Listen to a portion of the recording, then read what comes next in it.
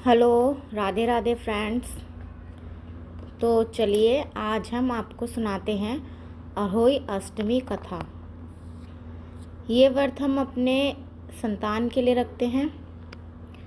तो चलिए अब हम इस कथा को शुरू करते हैं।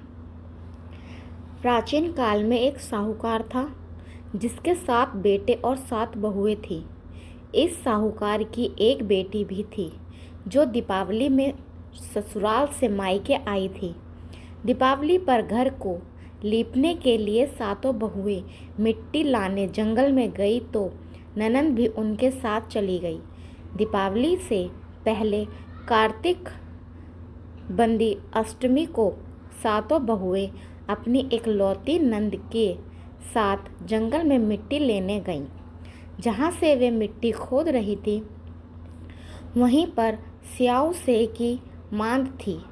मिट्टी खोदते समय ननंद के हाथ से सेही का बच्चा मर गया।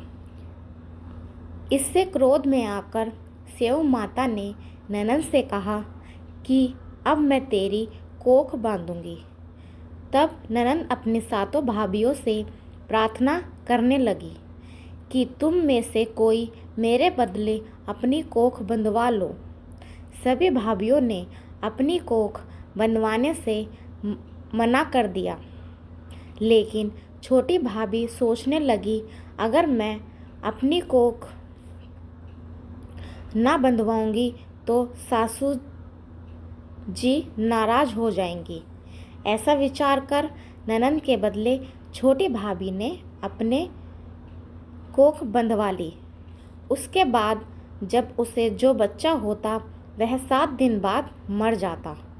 एक दिन साहूकार की स्त्री ने पंडित जी को बुलवाकर पूछा कि क्या बात है, मेरी इस बहू की संतान 7वें दिन ही क्यों मर जाती है।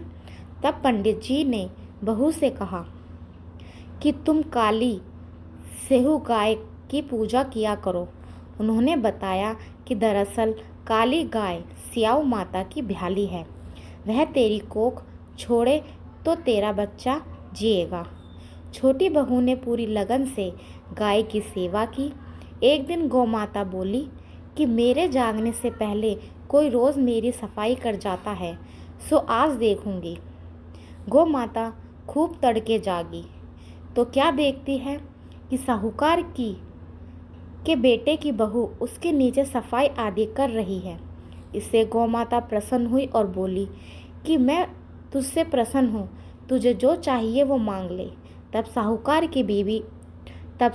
की बहू बोली कि स्याऊ माता तुम्हारी भ्याली है और उन्होंने मेरी कोख बांध रखी है, उनसे मेरी कोख को खुलवा दो। गौ माता ने कहा, अच्छा। तब गौ माता 7 समुंदर पार अपने भ्याली के पास उसको लेकर चली। रास्ते में कड़ी धूप थी, इसलिए दोनों एक पेड़ के नीचे बैठ गई। इतने में वहाँ एक सांप दिखाई दिया। उसी पेड़ पर गरुड़ पंखनी के बच्चे थे। सांप गरुड़ पंखनी के बच्चों को मारने लगा। तब साहूकार की बहू ने सांप को मारकर ढाल के नीचे दबा दिया और बच्चों को बचा लिया। थोड़ी देर में गरुड़ पंखनी आई तो वहाँ खून पड़ा देखकर साहूकार की बहू को चोंच मारने लगी। तब साहूकारनी बोली कि मैंने तेरे बच्चे को मारा नहीं है, बल्कि सांप तेरे बच्चे को डसने आया था। मैंने तो तेरे बच्चों की रक्षा की है। इससे गरुड़ पंखनी प्रसन्न हुई और बोली कि क्या मांगती है। वह बोली, 7 समुंदर पार सौ माता रहती है, मुझे तो उसके पास पहुंचा दे। तब गरुड़ पंखनी ने दोनों को अपनी पीठ पर बैठाकर स्याऊ माता के पास पहुंचा दिया। स्याऊ माता उन्हें देखकर बोली कि आ बहन, बहुत दिनों बाद आई। फिर कहने लगी कि बहन मेरे सिर में जू पड़ गई है। तब सुरही के कहने पर साहूकार की बहू ने सिलाई से उसकी जुएं निकाल दी। इस पर स्याऊ माता प्रसन्न होकर बोली कि तेरे 7 बेटे और 7 बहुएं हों। साहूकार ने बोली कि मेरा तो एक भी बेटा नहीं। 7 कहाँ से होंगे? स्याऊ माता बोली, वचन दिया है, वचन से फिरूँ तो धोबी के कुंड में कंकरी होऊं। तब साहूकार की बहू बोली, माता बोली कि मेरी कोख तो तुम्हारे पास बंद पड़ी है।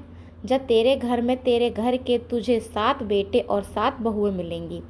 तू जाकर उजमन करना, 7 अहोई बनाकर 7 कढ़ाई करना। वह घर लौट कर आई तो देखा 7 बेटे और 7 बहुएं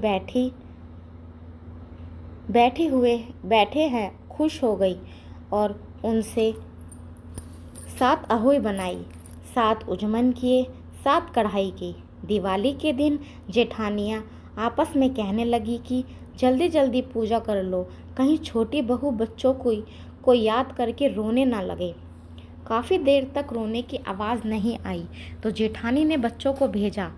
बच्चों ने देखा और आपस में जाकर कहा कि चाची तो कुछ मान रही हैं, खूब उजमन हो रहा है।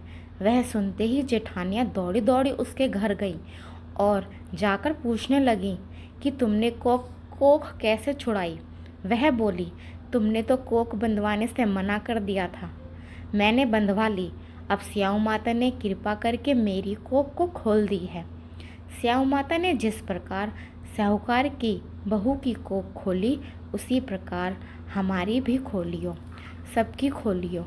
कहने वाले तथा हुंकारा भरने वाले तथा परिवार की कोख खोलियो।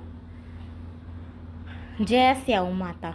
अगर आपको मेरी वीडियो थोड़ी सी भी अच्छी लगी हो तो प्लीज़ मेरे चैनल को सब्सक्राइब करो, लाइक करो और कमेंट करो। Thank you.